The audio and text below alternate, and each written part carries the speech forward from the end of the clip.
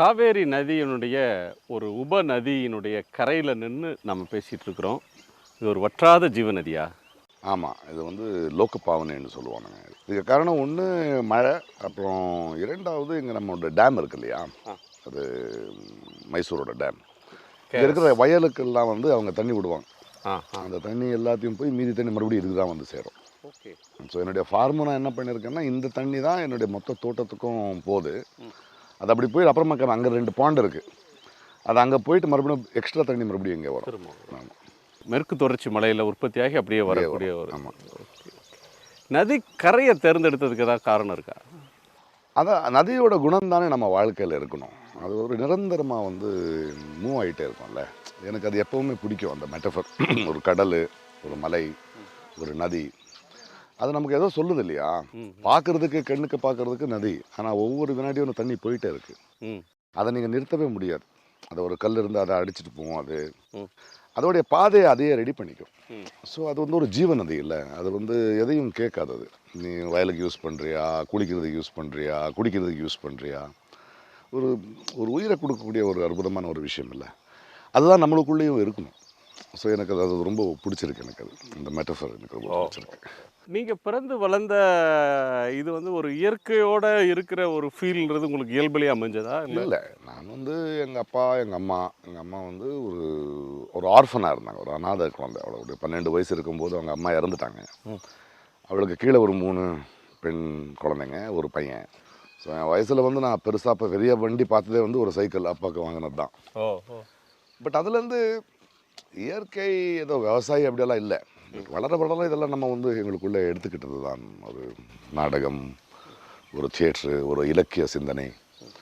தியேட்டருக்கு வரும்போது தான் கிடைக்கிறாங்க நிறைய ரைட்டர்ஸு, போயட்ஸு. ஸோ உங்களுக்கு வந்து ஒரு புது உலகத்தை காட்டினது நாடகம் தான். ஆசிரியர்கள் வழியாக ஒரு நாடகம் தான், நாடக உலகம் தான்.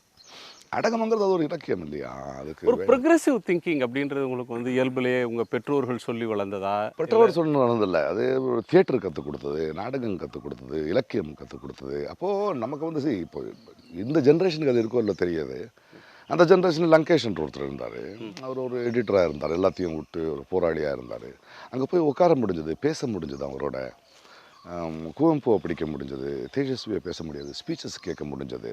அதே டைமில் இந்த ஃபார்மர்ஸ், மஞ்சன் சுவாமியோட மூமெண்ட்டு, இது எல்லாத்தையும் நம்ம இளமையில் பார்க்க முடிஞ்சது. அதை பற்றி பேசிகிட்டு இருக்கிறவங்களோட அப்படியே அனாந்து பார்க்க முடிஞ்சது. ஸோ அந்த மாதிரியான இன்ஃப்ளூயன்சஸ் வரும்போது உங்களுக்கு தொடுவானங்கள் பெருசாகிட்டே போகுதில்ல. அப்படி பார்க்கும்போது ஓஹோ, உலகம் இப்படி இருக்குது. ஸோ இது கான்ஸ்டண்ட்டாக கான்வர்சேஷன்ஸ் இருக்குது இல்லையா. அப்பேற்பட்ட நண்பர்கள். இப்போ தமிழ்நாட்டுக்கு வரும்போது ஒரு ஞானவேல் கிடைப்பா எனக்கு, இன்னொருத்தர் கிடைப்பாங்க எனக்கு. அங்கே இருக்கிற இலக்கியம் பார்க்க முடியாது. ஹைதராபாத்துக்கு போனால் தனிக்கடபரணி இன்னொருத்தர், அங்கே போனால் பாம்பேக்கு போனால் நசிருத்தீன் ஷா, குல்சார் சாரோ. ஸோ நம்ம தேர்ந்தெடுக்கிறது தான் நண்பர்களை. நீ உன் நண்பன் யாருன்னு சொல்லு, நீ யாருன்னு நான் சொல்லுவேன்பாங்கல்ல, அதே மாதிரி தான். ஸ்டார்ஸோடலாம் நீங்கள் பெரிய பெரிய 5 மொழிகள்லையும் உள்ள பெரிய ஸ்டார்ஸோடலாம் நடிப்பீங்க. சினிமா நடிகர்களை விடுங்க, அந்த நட்பு வேற. அது நட்பு கிடையாது. அதெல்லாம் கான்ட்ராக்ட். சினிமாங்கிறது ஒரு கான்ட்ராக்ட் தானே. ஒரு படத்துக்கு வருவான், அதெல்லாம் சும்மா போய் அதை தாண்டி நீங்கள் எதுவும் பேச முடியாது. அவங்க சினிமாவும் ஒரு வேறு உலகம். அது என்டர்டெயின் உலகம், ஏமாத்துற உலகம். அதுக்குள்ளே இருந்துக்கிட்டும் கமர்ஷியல் படங்கள் பண்ணிக்கிட்டும் ஒரு காஞ்சிபுரம் பண்ணுறதோ, ஒரு இருவர் பண்ணுறதோ, ஒரு சம்டைம்ஸ் பண்ணுறதோ, ஒரு மொழி பண்ணுறதோ, ஒரு அபியம் நானும் பண்ணுறதோ, நம்ம எப்படி வந்து தக்க வச்சுக்கிறோம், எப்படி பேலன்ஸ் பண்ணுறோங்கிறது தான் முக்கியம். ஸோ நண்பர்கள் நீ டிசைட் பண்ணுவேன். கூட இருக்கிறவங்க எல்லாம் நண்பர்கள் ஆகிட முடியாதுல்ல. அதுதான். ஸோ சினிமா தொடர்புகள் அப்படின்றது வந்து ஒரு அந்த ஒரு தொழில். அது ஒரு தொழில் மட்டும்தாங்க. ஃபைனலி நீ யார், நீ என்ன படிக்கிற, உன்னுடைய வரலாறு தெரியுமா உனக்கு, உலகம் என்ன இருக்குது, அரசியல் என்ன நடக்குது, விவசாயிகள் என்ன நடக்குது, மண் என்ன பேசுது, மண்ணோட பேசணும்ல. ஒரு 50 வருஷம் வளர்ந்த ஒரு மரத்தை பார்க்கும்போது ஏற்படுற பிரமிப்பு 50 வயசான ஒரு மனுஷனை பார்த்தா வர மாட்டேங்குது இல்லை. அது இயற்கையில் நம்ம எங்கேயும் போகாமல் ஒரே இடத்துல 50 ஆண்டுகளா 60 ஆண்டுகளா ஒரு மரம் அப்படி கம்பீரமாக நிற்குது இல்லை. 10 பேருக்கு சோறு கொடுத்துக்கிட்டு, ஒரு நிழலை கொடுத்துக்கிட்டு, அது ஒரு அற்புதமாக ஒரு கம்பீரமாக நிற்குது. அதை பார்த்து அதை போய் அணைக்கணும்னு தோணும். ஆனால் ஒரு மனுஷனுக்கு 50 ஆகும்போது இவன் ஏமாத்துவானா அப்படின்னு தோணுதில்லை. அது மனுஷன் எப்போ கற்று பார்த்தேன் ஒரு மரத்துலேருந்து. இப்போ எல்லா லாங்குவேஜ்லையும் நடிக்கிறீங்க. தென்னிந்திய மொழிகள், ஹிந்தி, இங்கிலீஷில் எழுதுறீங்க. ஒவ்வொரு மொழியும் உங்களால் படிக்க வருமா, இல்லை கன்னடத்தில் எழுதி படிப்பீங்களா, இங்கிலீஷில்? தாய்மொழியில் தான் எழுதுவேன். தமிழில் புதுசாக வரும்போது மொழி தெரியாது, ஆனால் அந்த சத்தம் தெரியுது, உணர்வு தெரியுது. அது என்னுடைய தாய்மொழி எனக்கு இருந்ததுனால என் தாய்மொழியில் அந்த சத்தத்தை அடக்கம் பண்ணுவேன். இருவர் பண்ணும்போதெல்லாம் கன்னடத்தில் தான் எழுதிப்பேன். ஸோ அது உள்வாங்கறதுக்கு. உள்ளு வாங்கிறதுக்கு. ம், ம். அண்ட் அங்கே இருக்கிற இலக்கியம் பார்க்கணும், அங்கே இருக்கிற வரலாறை தேடணும், அங்கே இருக்கிற நண்பர்களை தேடணும். அண்ட் நான் தமிழ் இவ்வளோ பேசுறதுக்கு காரணம், தாய்மொழியை மதிக்கிற நான் அடுத்தவனோட தாய்மொழியை மதிக்கணும்ல.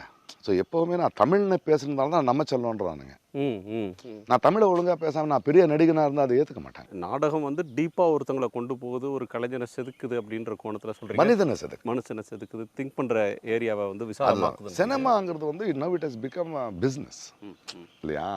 அது பிஸ்னஸ் ஆன உடனே அது அதை தாண்டி தான் போகுது. ப்ராஜெக்ட்ஸு, பொய்கள் சொல்லிக்கிட்டே போவோம். எவ்வளோ தூரம் போவீங்க?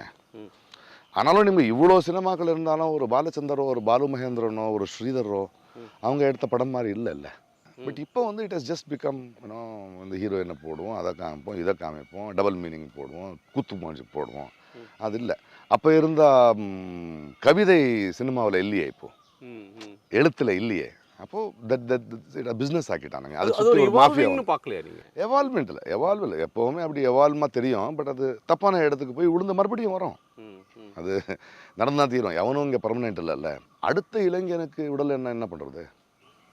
இப்போ வந்து பாருங்கள், எப்படி வந்து இப்போ பஞ்சாபில் வந்து நீங்கள் பார்த்தீங்கன்னா லைட் மியூசிக் அவ்வளோ பாப்புலராக இருக்குது. பட் தமிழ்நாட்டிலோ ஆந்திராலையோ நீங்கள் வர வந்து பார்த்தா லைட் மியூசிக் பாப்புலர் ஆக மாட்டேங்குது. எல்லாமே சினிமா தான் டிசைட் பண்ணுது. சினிமாவில் எழுதுனாதான் அவன், பாடினாதான் அவன் பாடகன், எழுதுனாதான் போயட்டு. அப்போ ஏதோ கொல்லுது இல்லை அது, ஏதோ ஒன்று கொல்லுது இல்லை அது. அந்த கொலை எவ்வளோ நாள் நடக்கும்? ஸோ இங்கே சினிமா தவிர வேறு பாட்டே இல்லை, அது மாதிரி ஆயிடுச்சு. சினிமான்னு நடித்தாதான் பேர்.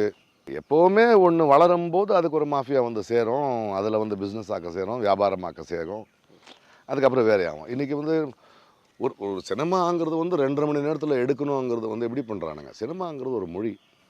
அந்த மொழி உருவானதுக்கப்புறம் திடீர்னு அமெரிக்காவில் பார்த்தீங்கன்னா ஸ்டுடியோ கல்ச்சர் வருது. அவன் காசு இருக்கிறது எல்லா ஸ்டாரையும் அவன் தான் புக் பண்ணிடுறான். ஸோ டைரக்ட் பண்ணோன்னா அவன் மூலமாக தான் போகணும். அப்போத்துலேருந்து இண்டிபெண்ட் ஃபில்ம் மேக்கர்ஸ் ஃபைட் பண்ணிட்டே இருப்பாங்க.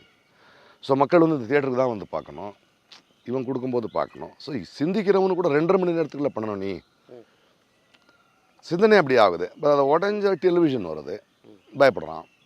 அதாவது பாட்டுக்கு போகுது, நாடகம் அடி வாங்குது, ஆனாலும் அது உயிரோடு இருக்குது. இப்போ ஓடிடி வருது. ஓடிடி வந்த உடனே 13 மணி நேரம் படம் பார்க்க முடியுது. இல்லைன்னா இது ஒரு தியேட்டர் பண்ணிவிட்டு அதில் ஒரு 2 மால் பண்ணிவிட்டு அவன் சினிமாவுக்கு வரணுன்னா மினிமம் 6 மணி நேரம் செலவழிக்கணும். 2 மணி நேரம் சினிமாவுக்கு. வீட்டிலேருந்து கிளம்பணும், அங்கே ஏதாவது சாப்பிடணும். இப்போ அவன் வீட்டுக்கே வந்துடுச்சு. இப்போ மறுபடியும் போராடுது. பேன் இண்டியான்னு சொல்லிட்டு இருக்காங்க. பேன் இண்டியா மக்களானாங்க. இப்போ வந்து கதைகளை கேட்குறானுங்க. அது மலையாளம் படமாக இருக்கட்டும், கொரியன் படமாக இருக்கட்டும், சப்டைட்டில்ஸ் இருந்தால் நான் பார்க்குறேங்கிறானுங்க. இப்போ மலையாள படங்கள் இப்போ கொரோனாவுக்கு பிறகு யாருன்னே தெரியாது, நடிகர் யாருன்னு தெரியாது, டைரக்டர் தெரியாது, ரொம்ப லோ பட்ஜெட், ரைட்டிங், ஒரு சின்ன கதையை வச்சுட்டு பண்ணுவாங்க. எழுத்து மேலே, ஸ்க்ரீன் பிளே மேலே ஃபோக்கஸ் பண்ணாங்கல்ல. அங்கே நீங்கள் பார்த்தீங்கன்னா ஒரு மலையாளம் படம் பார்த்தீங்கன்னா தேங்க்ஸ் டு 100 பேர் இருக்கும். அவங்க உள்ளுக்குள்ளே பேசிக்கிறாங்க. இந்த ரைட்டரோட பேசுகிறான். இந்த மாதிரி ஃபஹத் ஃபாசில் போன்ற பல நடிகர்களெல்லாம் வந்து வேறு விஜய் சேதுபதி மாதிரி வேறு கதைகளுக்கு பண்ண தயாராக இருக்கானுங்க. அப்போ வேறு படங்கள் வருது, படைப்புகள் வருது. நான் ஹீரோ ஆகிட்டேன், என் பேராச்சு என்ன எனக்கு சொன்ன ஒரு கதையை நடிகனுக்கு சொல்லும்போது அவனுக்கு தெரிஞ்ச கதையை கேட்குறானா, இல்லை ஒரு கதை சொல்லிட்டு இருக்க இன்ட்ரெஸ்டிங்காக இருக்க, இது ஒரு சேலஞ்சிங்காக இருக்கேன்னு பார்க்குறானா? தமிழில் பல டைரக்டர்ஸ்லாம் எடுக்கிற படங்களையோ அல்லது அவங்களோட பேசும்போது வருது, இந்த படத்தை இந்த நடிகருக்காகவே பண்ணுறது, அவருக்காக ஒரு கதை, அவருக்காக பஞ்ச் டைலாக், அவருக்காக பிரம்மாண்டமான ஒரு படைப்புலேருந்து நடிகன் வெளியே வரணுமே தவிர நடிகனால் ஒரு படம் ஆகக்கூடாது. It is a wrong thing. அதனால தான் இன்றைக்கி நீங்கள் வந்து வெப் சீரிஸோ ஓடிடியில் பார்க்கும்போது எவன் நல்லா நடித்தானோ அவன் ஸ்டார் ஆகிறான். ஒரு வீட்டோட கதை சொல்லிட்டு இருக்கும்போது அந்த வீட்டோட வேலைக்காரிக்கும் ஒரு கதை இருக்குது, ஒரு டிரைவருக்கும் ஒரு கதை இருக்குது. பல கதைகள் உள்ள வர ஆகுது, மக்கள் பார்க்குறான், பாசிபிலிட்டிஸை பார்க்குறான். இந்த பேன் இண்டியா மூவி அப்படின்றது இவால்வ் ஆகுது, ஒரு பிரம்மாண்டமான அது எவ்வளோ பட்ஜெட்லேருந்து எப்படி ஆகுது, அப்படி விழுந்துட்டு இருக்கேன். இப்போ மறுபடியும் விழுந்துக்கிட்டு இருக்கேன். அது உண்மை இல்லை. பேன் இண்டியா ஆனது வந்து மக்கள் பேன் இண்டியா ஆனானுங்க. ஏன்னா நீ அவனுக்கு வந்து மற்ற படங்களை பார்க்குற வாய்ப்பே கொடுக்கலையே. இப்போ ஓடிடி இன்னொன்று வீட்டில் உட்காந்துட்டு பார்க்க ஸ்டார்ட் பண்ணாங்க. கட்டுட்டு அந்த மாதிரி நீயே எடுக்க மாட்டேங்கிற, அந்த கொரியன் ஃபிலிம்ஸ் நல்லா இருக்க, அந்த மாதிரி நீயே எடுக்க மாட்டேங்கிற. அப்படி மலையாளத்தில் கதை பண்ணிகிட்டு இருக்கானுங்களே, அந்த மராட்டி படம் நல்லா இருக்கு அப்படின்னு பார்க்க ஸ்டார்ட் பண்ணுறான் பாருங்கள். இப்போ நீ வந்து சேலஞ்ச் பண்ணு. ஸோ மக்கள் பேன். ஸோ நீ யோசிக்கும் போதே எல்லாருக்கும் சேர்ற மாதிரி உண்மையான கதை எடுக்கிறியா, சரியான கதை எடுக்கிறியா அப்படின்னு பார்க்கணும். மறுபடியும் ஓடிடி பிளாட்ஃபார்ம்ஸ் அதே மாஃபியாவில் வருது. கிடைச்சது இண்டிபெண்டன்ட் ஃபில்ம் மேக்கர்ஸ் மறுபடியும் பெரிய படங்கள் எல்லாம் போய் உட்காந்துக்கிட்டு அவங்க 4 பேர் பேசிக்கிட்டு அவனுங்க வந்து 200 கோடி 300 கோடி வாங்கி தோற்று போய் இருக்கிற பட்ஜெட் போயிடுச்சு. எகெயின் இட் இஸ் அதுவும் ஸ்டார் ட்ரிவனாக போகுது. போகுது. எங்கே காசு இருக்கோ எங்கே வரதோ இவங்க வந்துடுறானுங்கல்ல. இது ஒரு நிரந்தரமான போராட்டம். அதை ஒன்றும் பண்ண முடியாது. நம்ம அந்த போராட்டத்தில் போயிட்டே இருக்கணும், தொடர்ந்து பண்ணிகிட்டே இருக்கணும். உங்களுக்கு சமையல் ரொம்ப பிடிக்கும், சமைக்கவும் தெரியும் அப்படின்னு பார்த்தேன். அந்த பேஷன் எப்படி வந்தது உங்களுக்கு? அந்த மொழியே எனக்கு பிடிக்கும், சமைக்கிற மொழியை. சமைக்கிறதுக்கு ஒரு மொழியா? ரிதம். இப்போ ஒரு அம்மா இருக்கா, உன் நாக்குக்கு அவள் சமைக்கிறாள், அவளுக்கு எப்படி தெரியுது புருஷனோட நாக்கு எப்படி, பிள்ளையோட நாக்கு எப்படி? அதில் வந்து சமையலில் வந்து இந்த வாரத்தில் இன்றைக்கி இதை பண்ணணும், இன்றைக்கி அதை பண்ணணும். அதில் வந்து ஆரோக்கியத்தை எப்படி சேர்க்கலாம், அவளோட கலாச்சாரத்தை எப்படி சேர்க்கலாம், அந்த பொடியை எல்லாம் தனியாக இருக்குல்ல. அது ரொம்ப அழகான விஷயம். அது உலகத்தில் ஒருத்தன் தான் சமையல்காரன், அவன் தான் சூரியன். எல்லா உயிரினங்களுக்கும் அவன் தான் சமைக்கிறான். மாம்பழ செட்டில் மாம்பழம், கொயக்காய், அங்கே வந்து பைகனோ இதோ டொமேட்டோவோ, உலகத்தில் எல்லா உயிரினங்களும் அவன் சமைச்சு டைரெக்டாக சாப்பிடுது, சமைக்கிறதெல்லாம் இல்லை. புலிக்கு ஒரு மான் வேணும்னா மானுக்கு தேவையான புல் அவன் தான் பண்ணுறான். மனுஷன் மட்டும்தான் அவனோட ரசனை இருக்கிறதுனால காமமும் பசியும் ரெண்டுமே எல்லாருக்கும் காமனாக தானே வச்சுருக்கான். இந்த இயற்கையில் படைப்பில் மனிதன் யோசிக்கிறதுனால அதை வந்து ரசனை ஆக்கணும். அவன் அதை அசிங்கமும் ஆக்கணும். ரசனை ஆகிற வரைக்கும் விகாரம் வந்துடுது. ரசனை ஆகிற வரைக்கும் அழகு, சிருங்காரமாக இருக்கிற வரைக்கும் அழகு. அது பசி இருக்கட்டும், காமம் இருக்கட்டும். முதல்ல இந்த பேச்சுலர் டேஸாக இருக்கிறதுனால தேடுவேன். ஸோ என்னோடய பேச்சுலர் டேஸில் இருக்கும்போது ஃப்ரெண்ட்ஸ் எல்லாம் என் ரூமுக்கு தான் வருவாங்க, உட்காருவாங்க, ஒரு 4-5 பெக் அடிப்போம், தண்ணி அடிப்போம். சின்ன ரூமு, ஆனால் அதுக்குள்ளே ஒரு ஸ்டவ் வச்சுருப்பேன்.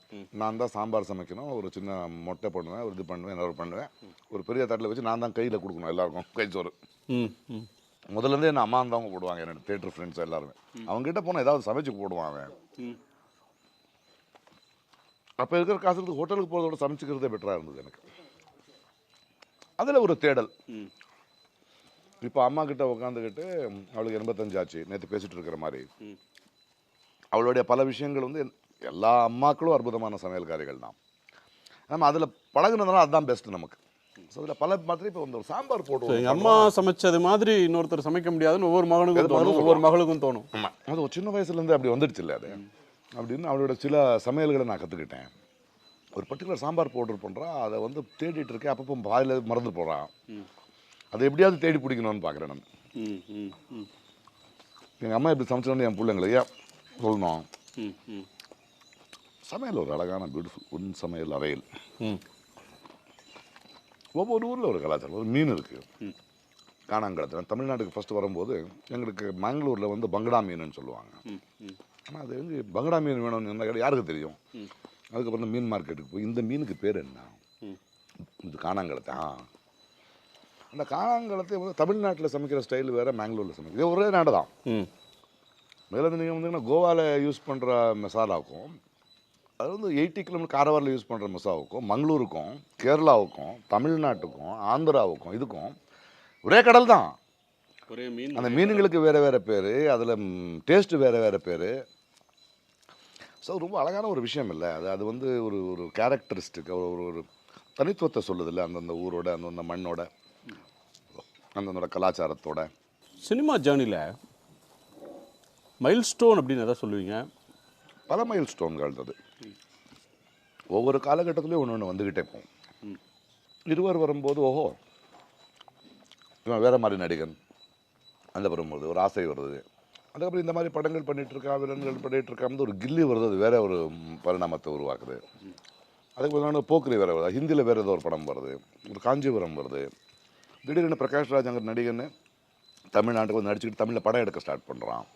ஒரு மொழி வேறு ஒரு பேரை கொடுக்குது, அபியும் நானும் வேறு ஒரு பேரை கொடுக்குது. ஸோ அந்த ஒரு காலகட்டத்துக்கும் அந்தந்த வளர்ச்சிக்கும் அப்பப்போ இருக்கிற புரிதலுக்கு பல மைல் ஸ்டோன்ஸ் வந்துக்கிட்டே இருக்கும். அது காலத்துக்கு ஏற்ற மாதிரி நம்ம மாற்றிட்டு போயிட்டு இருக்கும்போது அந்த வளர்ச்சி ஆரோக்கியமான வளர்ச்சியா இல்லையா அது பார்க்கும்போது 30 ஆண்டுகளில் ஒரு 4 நேஷ்னல் அவார்டு வந்திருக்கு, ஸ்டேட் அவார்டு வந்திருக்கு, பல பரிணாமங்களை பண்ணியிருக்கான், விவசாயம் பண்ணியிருக்கான், ஊரை தத்து எடுத்திருக்கான், வேறு ஏதோ ஆகிட்டே போகிறேன். அது தெரியாது எனக்கு ஸ்டார்ட் ஆகும்போது. இதெல்லாம் செய்யணும்னு வரல. தீவிரமாக வாழ்ந்த வாகப்போக்கில் என்ன மாதிரி வளர்ச்சி அது, இவனை நம்ம வளர்த்தது சரியாக வளர்ச்சே. அதை விற்றுக்கிறவங்களும் இருக்கானுங்கல்ல நாடை. அண்ட் என்ன அச்சீவ் பண்ணிட்டேன்னு நான் பார்க்குறதே இல்லை. ஏன்னா எனக்கு வந்து ஒரு குறிய ரீச் பண்ணுறதுல சந்தோஷம் இல்லை, பயணத்தில் தான் அழகு இருக்குது. ஓ, ஒரு குறிக்கோளை அடையிறதுல எதுவுமே இல்லை, குறிக்கோளை வச்சுக்கிறது இல்லை, தேவையில்லை. உன்னுடைய வாழ்க்கை போகிறல, போ, நீ எப்படியும் போய் தான் போவேன்.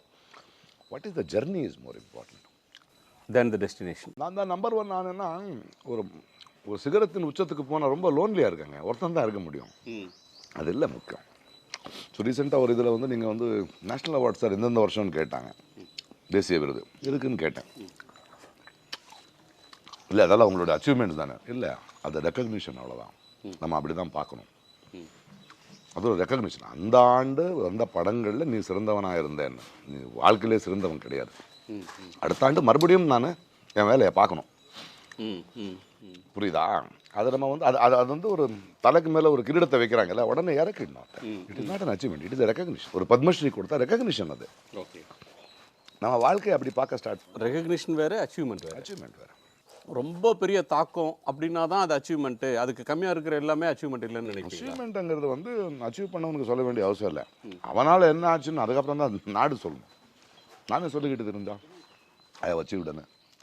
அரசியல்வாதியாக இல்லாமலே, ஒரு அரசியல் கட்சி இல்லாமல் மக்களுக்கான அரசியலை பேசுகிறது, நாட்டுக்கான அரசியலை பேசுகிறதுன்ற ஒரு கட்டத்துக்கு போகிறீங்க. பட் வெவ்வேறு பீரியடில் வெவ்வேறு தலைவர்களோட உங்களுக்கு வந்து ஒரு அசோசியேஷன் இருக்குது. இப்போ வந்து சமகாலத்தில் கேரளா சீஃப் மினிஸ்டர் அவர் பினராயி விஜயன் அவர்களோட ஒரு மேடையில் இருக்கீங்க, தமிழ்நாடு முதலமைச்சர் ஸ்டாலின் அவர்களோட ஒரு மேடையில் இருக்கீங்க, சித்தராமையா அவர்களோட பேசுகிறீங்க, கேசிஆர்கிட்ட உங்களுக்கு ஒரு நல்ல நட்பு இருந்தது. கேஜ்ரிவாலோட பேசுவேன், உத்தவ் தாக்கரோட பேசுவேன். அது நான் ஒரு நடிகன் ஆகிற காரணத்தினால, பல மொழிகளை பண்ணுறதுனால அவங்களும் பார்க்குறாங்க. அண்ட் அவங்களும் சும்மா என்ன உள்ளே விட மாட்டாங்கல்ல. இவன் ஒரு குடிமகன், இவனுக்கு வந்து கொஞ்சம் அரசியல் புரியுது, நாடு புரியுது, இவனுக்கு இலக்கியம் புரியுதுன்னு தானே பேசுகிறாங்க. பட் அவங்க யாரோடையும் நம்ம ஒட்டுக்கிட்டு அவங்க கட்சிக்காரன் இல்லை. பட் நான் அவங்கள கேட்குறதுக்கோ அவங்க என்ன பண்ணுறாங்கன்னு தெரிஞ்சுக்கிறது எவ்வளோ பெரிய பியூட்டிஃபுல்லான விஷயம் இல்லை. பிறகு பாலிடிக்ஸை பேசலாம், சினிமாவுக்கு வருவோம். சினிமாவில் உங்களுக்கு ரொம்ப க்ளோஸ் ஃப்ரெண்ட்ஸ் யார் சார்? சினிமாவில் ரொம்ப ஃப்ரெண்ட்ஷிப் ஆகாது சார், இது ஒரு கான்ட்ராக்ட். தெரிஞ்ச நண்பர்கள் இருக்காங்க, மதிக்கிற நண்பர்கள் இருக்காங்க, அது வேற, இது வேற. சொல்ல பேரோட 30 ஆண்டுகளால் வேலை பார்த்துருக்கேன், அது வேலை மட்டும்தான். சில பேர் ஒரு 2 படம் பண்ணியிருப்போம், பட் ஒரு அது இல்லாமல் வேறு இடத்துல பேசிக்கிட்டு இருப்போம். ஒரு ஞானவேல் இருக்கட்டும், ஒரு சூர்யா இருக்கட்டும், ஒரு விஜய் சேதுபதி இருக்கட்டும், ஒரு வெற்றிமாறன் இருக்கட்டும், மணிரத்னம் இருக்கட்டும், அது வேறு. அது சினிமாவில் இருக்கிறதுனால நட்பு நல்லாது. அதை தாண்டி பல விஷயங்கள் பேசுறதுனால, இலக்கியம் பேசுறதுனால, உணவை பேசுறதுனால, எங்களோட பயணங்களை பேசுறதுனால, ஒருத்தரோட திறமையை மதிக்கிறதுனால, திறமைங்கிறத விட ஒருத்தர் சிந்தனையை மதிக்கிறதுனால, அதுதான் நட்பு. உங்களுக்கு லாங் டைம் கோல்ஸ் அது மாதிரி தான் வச்சுருக்கீங்களா சினிமாவில்? அப்படியெல்லாம் ஒன்றும் இல்லை. நான் ஒரு நதி மாதிரி தாங்க, அந்த நதியில் நானும் இருந்தேன். ஸோ போயிட்டு இருக்கும்போது லாங் டைம் கோல்ஸ் இம்பார்ட்டன்ட் இல்லை. பிரகாஷ் ராஜ்ங்கிற ஒரு கலைஞன் ஒரு நாடகத்திலேருந்து கர்நாடகாவிலேருந்து வந்து ஒரு இந்தியன் சினிமாவில் என்ன பண்ணார், ஒரு நடிகனாக மட்டுமா இருந்தாரா, எந்த மாதிரி படைப்புகளுக்கு அவர் சம்மந்தப்பட்டிருந்தார், எந்த மாதிரி படங்களை எடுத்தார், எந்த ஒரு படங்களுக்கு வந்து சப்போர்ட் பண்ணார், அவரை பாடி ஆஃப் ஒர்க் தான் பேசும். வேற வேற பரிணாமங்கள் இருக்கு இல்லையா. கில்லி முத்துப்பாண்டி வந்து தமிழ் சினிமாலே ஒரு முக்கியமான ஒரு கதாபாத்திரம் தான் சொல்லணும்னு நினைக்கிறேன். ஞாபகத்தில் நிற்கிறது மாதிரியான ஒன்று ஆயிடுச்சு. அது என்ன ஆயிடுச்சு, அது வந்து அந்த வில்லன் நான் பண்ண விதம் தான். எனக்கு அந்த படம் கதை வந்து நான் ஒரு ஒக்கடு ஒன்று தெலுங்கு படம், அது தமிழில் வந்து ரமணியும் நம்ம ரைட்டர் பரதும் நம்ம தரணி டைரக்டரு அதை எடுத்துகிட்டு வரும்போது நான் அந்த படத்தை அப்ரோச் பண்ணது, அது நான் தான் ஹீரோ, எனக்கு விஜய் தான் வில்லன். அதில் நான் நேசிக்கிற ஒரு பொண்ணை தானே அவன் எடுத்துகிட்டு போகிறான். ஸோ நான் ஒரு ஹீரோப்பட்டேன். ஸோ மக்களுக்கு என்ன ஆகிடுச்சுன்னா, அதில் வந்து நான் செல்லம் வந்து எல்லாரோடையும் பேசிகிட்டு இருப்பேன். திடீர்னு அந்த பரதும் அந்த ரமணியும், சார் இதை நம்ம படத்தில் போடலாம் சார், வில்லன் செல்லம்னு சொன்னால் நல்லாயிருக்கும் சார், நீங்கள் பேசுகிறது. அது வந்தோடனே எனக்கு செல்லம்ங்கிறது வந்து பெரிய வார்த்தை ஆகிடுச்சு. ப்ளஸ் மகன் ரசித்தான். அதுக்கு ரொம்ப பியூட்டிஃபுல்லான எக்ஸாம்பிள்னா பாலச்சந்தர் சார் இருக்கும்போது அந்த படம் பார்த்தேன். அந்த படம் இருங்க இல்லை ஏண்டா நீ ஒருத்தனை குத்துற மக்கள் கைதட்டுறாங்க விடாது தெரியல சார், ரசிச்சுட்டாங்க. அவங்களுக்கு அந்த கில்லியில் அந்த ஐ லவ் யூன்னு சொல்கிறதோ, அவனுடைய கேரக்டர் பிடிச்சது. ஒரு வில்லனா இல்லாமல் ஒரு என்டர்டெய்னிங்காக நம்மளுக்குள்ள ஒருத்தன்.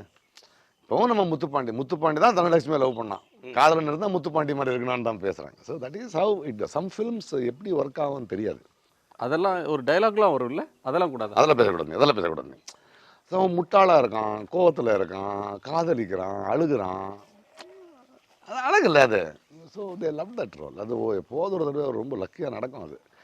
அதை நம்ம பண்ணும்போது தெரியாது, பட் மக்கள் ஏற்றுக்கிட்ட பிறகு அது பெருசாக பண்ணும்போது நீங்கள் எதிர்பார்க்காது. நம்மளை தாண்டி அது நடக்கும். Films and actor should happen. அதெல்லாம் கணக்கு போட்டெல்லாம் பண்ண முடியாது. கில்லி இஸ் சம்திங் விச் அதான் அன்றைக்கி அவர் விஜய் ஏதோ ஒரு கட்சியில் சொல்லிருக்கும்போது செல்லோன்னு சொன்ன ஒருத்தர் தான் அது பிரகாஷ்ராஜ். அது செல்லோன்னு எல்லாம் யூஸ் பண்ணிகிட்டு இருக்கோம். அது என்னுடைய லைன் ஆகிடுச்சு.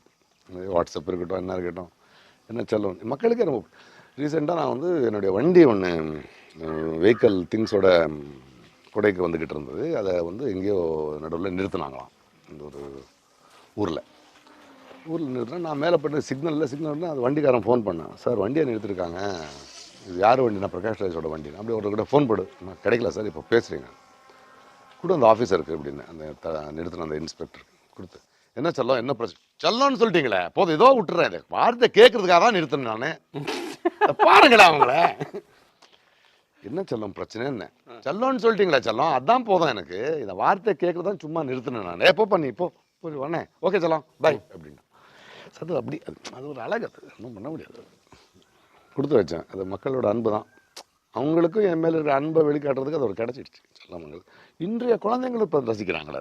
அப்பா ரோல் பண்ணுறதுல ஒரு பெரிய ஈடுபாடா? ஒரு நடிகனா எல்லாமே பண்ணணும்னு ஆசைப்படுவேன். நான் ஒரு அப்பாவா பண்ணுவேன், 30லயே நான் வந்து இருவர் பண்ணுவேன், ஒரு அந்தப்புறம் பண்ணுவேன். ஒரு நடிகன் அதுதானே பண்ணணும். சரி, மக்களுக்கெல்லாம் நம்ம சும்மா இமேஜ் எல்லாம் பார்க்கக்கூடாது. இருவர் வந்து 2 நண்பர்களோட கதை அவ்வளோதான் அப்படின்ற அளவில் இருவர்னு இவால்வ் ஆச்சு ஆரம்பத்துல இருந்து. முதல்ல பேரு ஆனந்தனன் ஒரு பேர் மணி சார் ஸ்டார்ட் பண்ணார். அதுக்கப்புறம் அது போக போக அதுக்கு இருவர்னு வச்சார். ஸோ அந்த படம் பண்ணிட்டு இருக்கும்போது அதை ஸ்டடி எனக்கு பெரிய அவ்வளோ தமிழ் இலக்கியம் கலைஞரை பற்றி நிறைய தெரியாது. பட் ஒரு கதாபாத்திரமாக தான் நான் பார்த்தேன். எனக்கு அந்த படம் பார்க்கும்போது மோகன்லால் எம்ஜிஆர் சாரோட நியூவான்சஸ் எல்லாம் பிடிச்சிருப்பாரு. நான் ஒன்றும் பிடிச்சிருக்க மாட்டேன். அது ஒரு கதாபாத்திரமாக தான் நான் பார்த்தேன். அது அப்படி தான் பண்ணேன். அந்த தமிழ் டப்பிங் பண்ணுறதுக்கும் மணி சார் முதல்ல வேறு யாரோ ட்ரை பண்ணாங்க. பாரதிராஜா ட்ரை பண்ணார், வைரமுத்து ட்ரை பண்ணாருன்னு நினைக்கிறேன். அப்போ அரவிந்த் சாமி பேசும்போது நான் போய் சண்டை போட்டேன். எனக்கு தெரியாது, ஆனால் நானே பேசுகிறேன், எனக்கு ஒரு வாய்ப்பு கொடுங்க அப்படின்னு அதை கன்னடத்தில் எழுதிக்கிட்டு. ஏன்னா அந்த படத்தில் தமிழாக பேசணும்.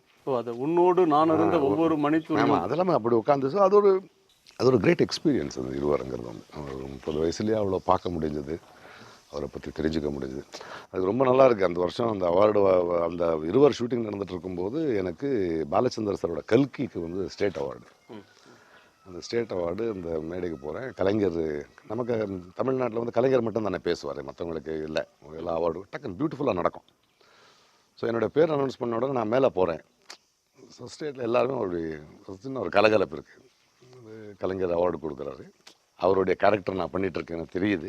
இருவர் ஷூட்டிங் நடந்துகிட்டு இருக்கு. அதோட முதல் பேர் ஆனந்தன் தெரியுது. எம்ஜிஆர் மையப்படுத்தி நடக்கிற இருந்தது அப்படின்றது இருவர் ஆயிடுச்சு. அப்போ கலைஞர் பேசினார். பிரகாஷ்ராஜ் அவருக்கு ஒரு விருது வழங்கும் போது இந்த சபையில் ஒரு கலகலப்பு, ஒரு ஆனந்தம். அதற்கு காரணம் எனக்கும் தெரியும், அவருக்கும் தெரியும், நாம் இருவருக்கும் தெரியும். இந்த மாதிரி ஒரு அழகான மூமெண்ட்ஸ் எல்லாம் இருந்தது சினிமாவில். சொல்ல வரேன், அவரு வேற, அது 2 நட்போட படம். அதில் ஒரு பியூட்டிஃபுல்லாக சீன், அந்த சீன் அந்த படத்தில் இல்லை. இவருக்கு இந்த நண்பனுக்கு ஆட்சியில் இல்லை, இன்னொரு நண்பன் ஆட்சியில் இருக்கான். அந்த எம்ஜிஆர் கேரக்டர் அப்படின்னு பார்க்குறோம். அந்த நண்பன் ஆட்சியில் இருக்கான். இவர் மேலே ஒரு குற்றச்சாட்டை போடும்போது இந்த நண்பன் சொல்லுவான், கலைஞர் நண்பன், அவன் ஒரு போயிட்டங்கிறதுனால, என் கண்ணங்கள் அறியாத ஏமாற்ற கண்ணீரை எனக்கு அறிமுகப்படுத்தியாயா நண்பான். ஸோ அந்த டைலாக்லாம் ஆமாம், அது வந்து ஒரு 2 அற்புதமான நண்பர்கள், ஒரு வரலாறு. அதை வந்து ஒரு பொய்டிக் ஃப்ரீடம் எடுத்து அதை வந்து ஒரு பொலிட்டிக்கல் ஃபில்ம் ஆக்காமல், அதை ஒன் சைடட் ஆக்காமல், 2த்தையும் பேலன்ஸ் பண்ணி 2 நண்பர்கள் சேர்ந்து வர்றாங்க, இளைஞர்களாக இருந்தாங்க, ஒரு போராட்டத்துக்குள்ளே வந்தாங்க. இவன் ஆட்சிக்கு வந்தார், அவர் ஆட்சிக்கு வந்தார், அவர் போகும்போது இவர் அழுகிறாரு இல்லையா? அப்படி தான் அதை பார்க்கணும். நம்ம ஒரு கலையாக, ஒரு படைப்பாக பார்க்கணும். அது எல்லா உரிமையும் அவங்களுக்கு இருக்கு இல்லையா? அது நம்ம வந்து ஃபுட்பால் மேட்ச் பார்க்குற மாதிரி நீ அந்த கட்சியா இந்த கட்சியா அப்படி நல்லா பார்க்கணும். சினிமா, ட்ராமா, இலக்கியம், கலை, ஓவியம், இப்படி நிறைய விஷயங்களை பேசணும். உங்கள் நாடக பள்ளி இதை சுற்றி கூட நம்ம எக்ஸ்பிளைன் பண்ணிங்க. உங்கள் குழந்தைகளுக்கு நீங்கள் சொல்லிக் கொடுக்குற நாடக ஆர்வம்லாம் ஒரு உற்சாகமாக தான் இருந்தது. நிறைவாக நீங்கள் எதுவும் சொல்ல விரும்புகிறீங்களா? உங்களுக்கு ரொம்ப பிடிச்ச விஷயம்னு? பிடிச்ச விஷயம் கலை தான். இப்போது நான் இப்போ வந்து இதை பண்ணிட்டு இருக்கிறதும் அவ்வளோதான். ஒரு சினிமாவாக இருக்கட்டும், ஒரு நாடகமாக இருக்கட்டும், ஒரு எழுத்தாக இருக்கட்டும், படிக்கிற இலக்கியமாக இருக்கட்டும், அது மனிதநேயத்தை பேசணும். நம்ம சொசைட்டி அழகாகிற விஷயங்கள் தான் நம்ம பார்க்கணும். ஒரு கலைஞனா வந்து நம்ம திறமையால் மட்டும் வளரல, அவங்களுடைய அன்பாலையும் அவங்க நம்ம மேலே வச்சிருக்கிற நம்பிக்கையால் தான் வளர்ந்துருக்கோம். ஒரு மேடையை கொடுத்துருக்காங்க, ஒரு குரலை கொடுத்துருக்காங்க. ஸோ நான் எவ்வளோ அழகான என்னுடைய இந்த 30 ஆண்டு 40 ஆண்டு மக்கள் கொடுத்த அன்பால் அங்கிறது தான் கடைசியில் எழுதப்படும். அதுதான் வரலாறாக எழுதப்படும். ஸோ நான் வந்து ஒரு படைப்பாக பாருங்கள், படைப்பு மூலமாக பல கேள்விகளை கேளுங்க, பல புரிதல்களை புரிஞ்சிக்கங்கிறது தான் நான் சொல்லுவேன். அப்படி தான் இருக்குது. அண்ட் என்னை நேசிக்கிற காரணமும் அதுதான் நான் நினைக்கிறேன். ஒரு நடிகனாக இல்லாமல் நான் செஞ்ச கதாபாத்திரங்கள் மூலமாக நான் வந்து மக்களுக்குள்ளே எந்த மாற்றத்தை எடுத்துகிட்டு வந்தேன், எந்த புரிதலை கொடுத்தேன். நான் சொல்ல வேண்டியது அவன் அழகாக சொல்கிறாங்கிறது தான் நம்மளுடைய வேலை. நம்ம என்ன புதுசாக ஒன்றும் சொல்லலை. அதுதான் நான் நினைக்கிறேன். நான் ஒரு அப்பாவாக எப்படி இருக்கணும், ஒரு நண்பனாக எப்படி இருக்கணும், ஒரு மகனாக எப்படி இருக்கணும், ஒரு கலைஞனாக எப்படி வந்து அவனுடைய குரலை வந்து மக்களுக்காக பயன்படுத்தணும், அப்படி தான் ஒரு கலைஞன் இருக்கணும். ஒரு கலையும் அப்படி தான் பார்க்கணும். நன்றி சார். நன்றி, தேங்க்யூ. உடனுக்குடன் செய்திகளை தெரிந்து கொள்ள சன் நியூஸ் பெல் ஐகானை கிளிக் பண்ணுங்க.